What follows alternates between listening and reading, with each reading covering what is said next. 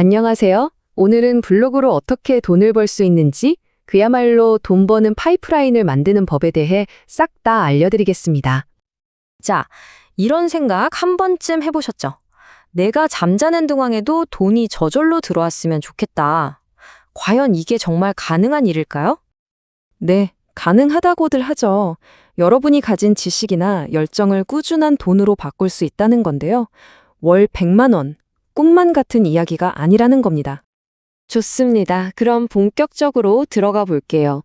수익을 내는 블로그는요, 그냥 취미로 하는 거랑은 개념이 완전 달라요. 우리가 하나하나 벽돌을 쌓아서 만드는 소득 파이프라인이다. 이렇게 생각하셔야 합니다. 그러니까 이 파이프라인이라는 게 뭐냐면 한번 딱 만들어두면 내가 막 신경 쓰지 않아도 알아서 돈을 벌어다 주는 시스템을 말하는 거예요. 블로그나 유튜브처럼요. 잘 키운 블로그 하나가 정말 강력한 디지털 자산이 되는 셈이죠. 자, 여기서 진짜 중요한 게 나옵니다. 모든 결정 중에 제일 중요한 첫 단추, 바로 주제를 뭘로 정하느냐가 앞으로 벌어들일 돈의 크기를 거의 결정해버립니다. 아니, 주제가 왜 그렇게까지 중요하냐고요? 아주 간단해요.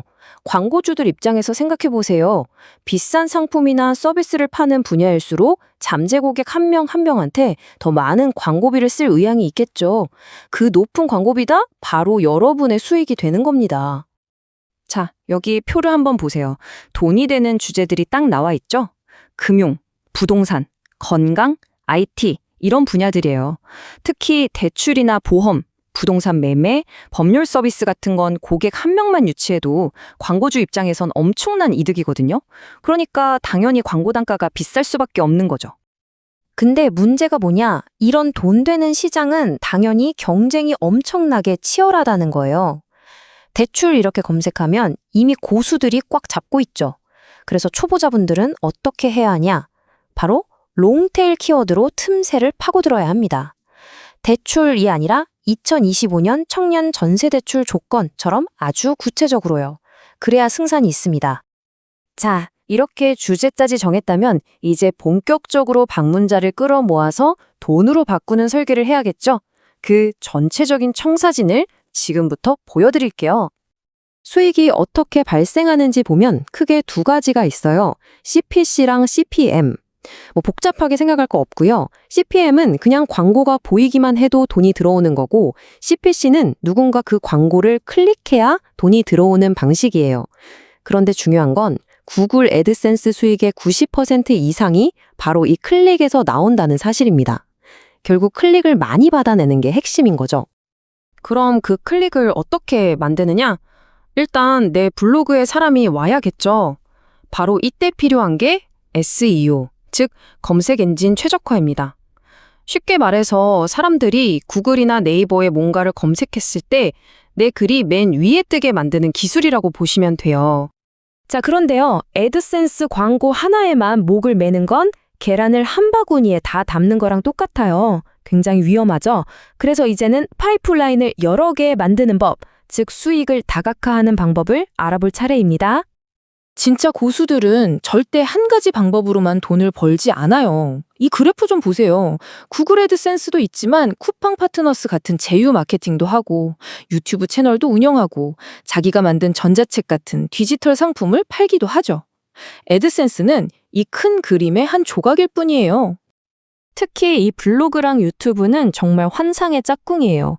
예를 들어 블로그에 쓴 글을 바탕으로 유튜브 영상을 만들고 그 영상은 다시 블로그 글에 집어넣는 거죠.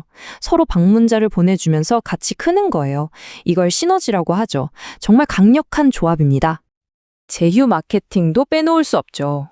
이건 내가 써보고 좋았던 제품을 블로그에 추천하면서 링크를 딱 거는 거예요. 그리고 누군가 그 링크를 타고 들어가서 물건을 사면 저한테 수수료가 떨어지는 거죠. 나의 신뢰도가 돈이 되는 아주 좋은 방법입니다.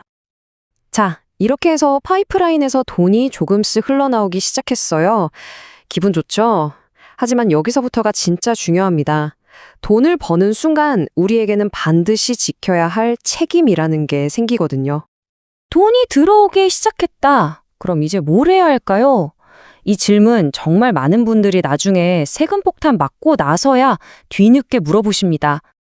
이건 정말 별표 5개 치고 외우셔야 돼요. 구글 애드센스로 번 돈 절대 공돈이 아닙니다. 엄연히 세금을 내야 하는 사업소득이에요. 중요한 건 구글은 우리 세금을 대신 내주지 않는다는 거예요. 국내 몇몇 플랫폼처럼 3.3% 떼고 주는 게 아니라 번 돈 그대로를 주거든요. 그러니까 우리가 알아서 입금된 날 환율로 계산해서 1인 미디어 콘텐츠 창작자 같은 업종 코드로 종합소득세 신고를 직접 해야 합니다. 안 하면 탈세가 되는 거죠.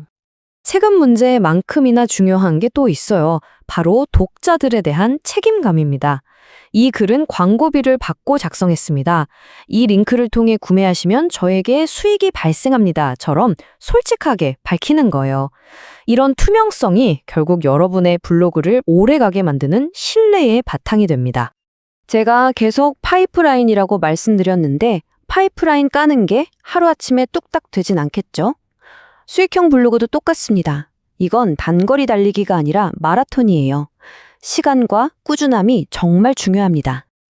그럼 얼마나 걸릴까요? 보통 의미 있는 수익이 꾸준히 나기 시작하기까지 최소 6개월에서 길게는 1년 이상을 봅니다. 그러니까 중간에 포기하지 않는 끈기가 가장 중요한 무기라고 할 수 있겠네요. 자, 오늘 수익형 블로그에 대한 거의 모든 것을 알아봤습니다. 이제 공은 여러분에게 넘어갔어요. 오늘 소개해드린 여러 가지 파이프라인 중에서 여러분은 어떤 파이프라인을 가장 먼저 만들어 보고 싶으신가요?